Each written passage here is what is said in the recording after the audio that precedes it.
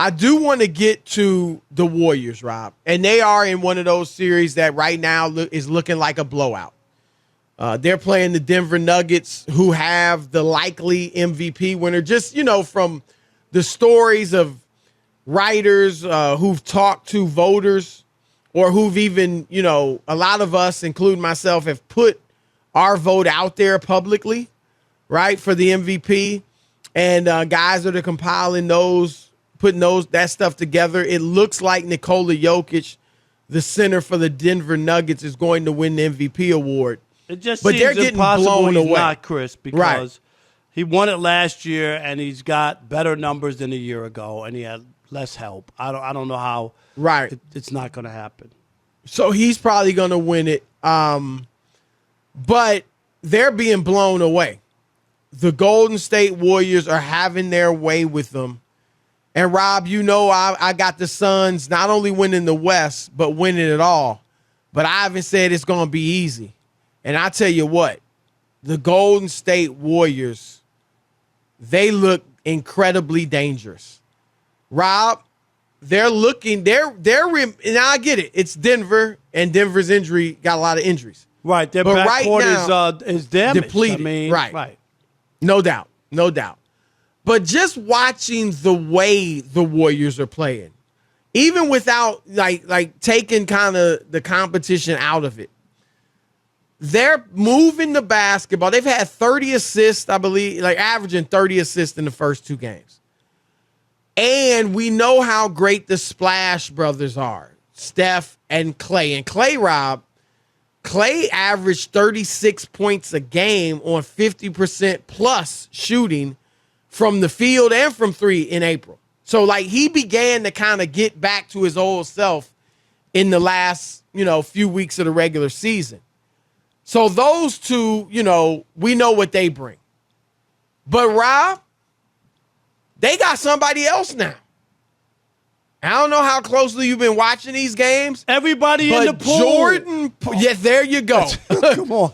Isn't that funny, though? The Splash Brothers, they add another one, and his last name is Poole, right? Yes. How you couldn't script this stuff.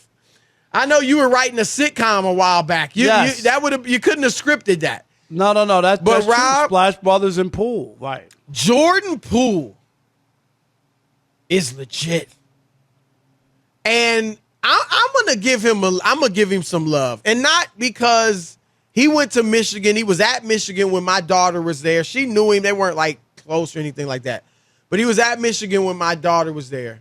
And Rob, Jordan Poole didn't start as a freshman. Started as a sophomore, averaged 12 points. Didn't shoot a particularly high percentage. I think it was 36% from three, 37% maybe from three, college three. And this guy left after his sophomore year, was drafted late in the first round. Props to the Warriors for just seeing the talent, because obviously he hadn't done a ton in college to where you think he was, some future star. But, Rob, this dude has worked. You can just see it in his game. And he has worked his tail off. And he has become, last night he dropped some dimes that were great, beautiful looking passes, no looks. And, of course, he shot the heck out of the ball. And, Rob, he's got a step back. I don't know if I've seen anybody step back 10 feet like he does on his step back. But he's legit. And that's what the bottom line is. He's a baller. So now they've got three bona fide snipers. And they got this lineup, Rob, they're calling DEFCON 5. Some call it 3G, three guards, I guess. 3G lineup, DEFCON 5. It's their new death lineup. Draymond Green, Andrew Wiggins, and those three snipers. And so far in these playoffs, Rob, and really kind of without Steph, Steph isn't really 100%. He's not even starting right now. And even though he was 34 points in 23 minutes, maybe he's back to 100%. But he's not starting. He hasn't started the first two games, but that lineup has been lights out, Rob. And I'm just saying that, Golden State looks like they are getting back. They're reminding me a little. I'm just going to put it that way. reminding me a little of the old Golden State team so far. Yeah, I'm not there yet. I get it. I think we'd have to see a little further along in the playoffs with some better teams. Agreed. You want to see more. I'm just saying. I need a little bit more before I'm ready to turn back the clock. And this is the championship team.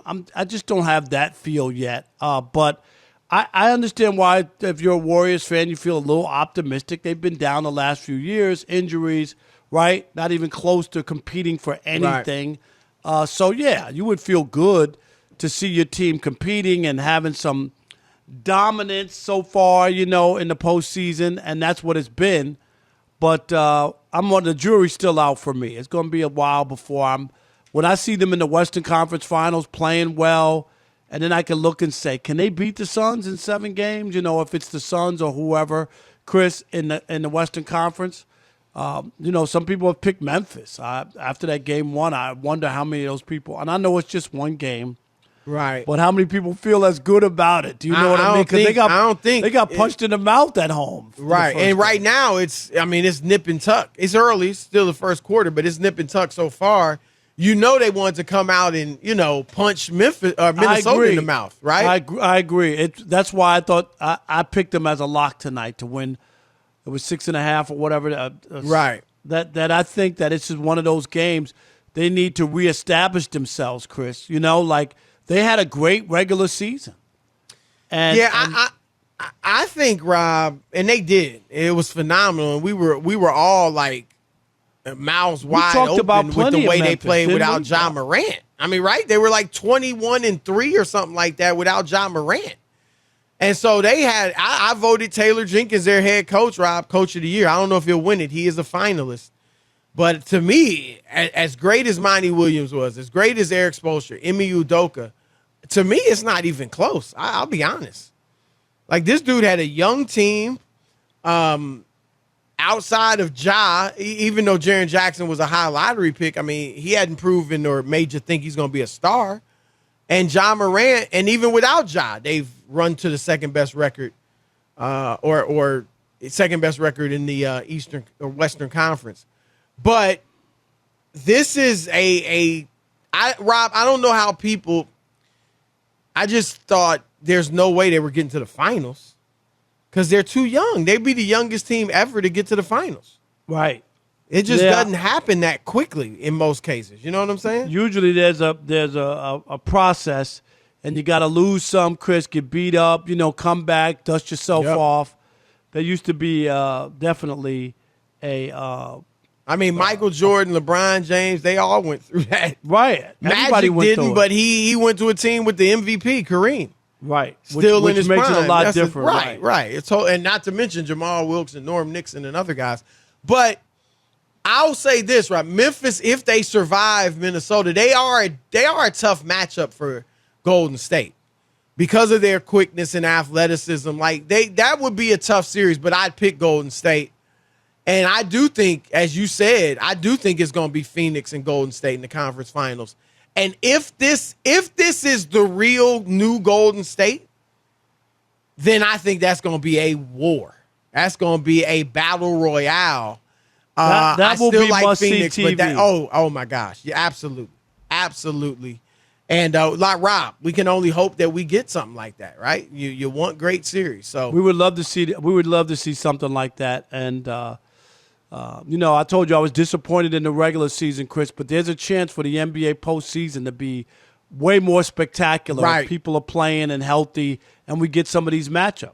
Right, because the parity, right? I mean, there have been very few seasons in recent memory, Rob, where it was like, man, it's kind of wide open. I mean, yeah, people like Giannis and people like Phoenix, but we said it. It's a lot of people picking Memphis.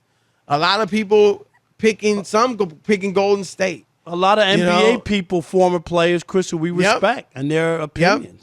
And people picking Miami, and we've said Brooklyn, and so it's wide open, and that can make for some exciting playoffs. All right,